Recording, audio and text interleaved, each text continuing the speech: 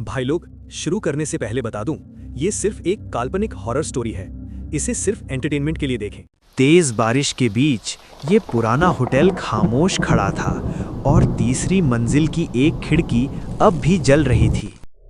अंदर की लॉबी सुनसान पड़ी थी, धुंधली रोशनी टिमटिमा रही थी और सीढ़ियां अंधेरे में ऊपर जाती दिख रही थीं। रात के ठीक 11:35 पर एक सुनसान पुराना होटल अंधेरे में खामोश खड़ा था और उसकी तीसरी मंजिल की एक खिड़की अब भी जल रही थी।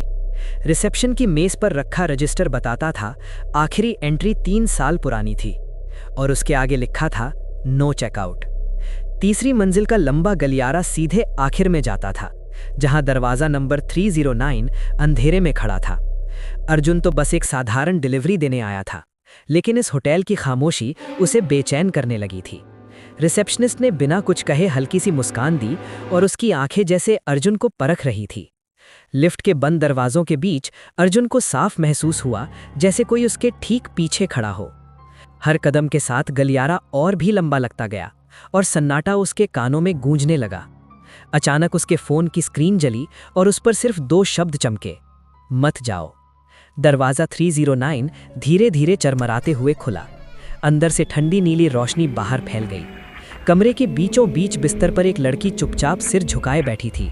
उसका चेहरा बालों में छिपा हुआ था, लेकिन जब अर्जुन ने दोबारा देखा, बिस्तर पूरी तरह खाली था, जैसे कोई कभी वहां था ही नहीं। बाथरूम के धुंधले आईने पर पानी की बूंदों के बीच लिखा था, मदद करो।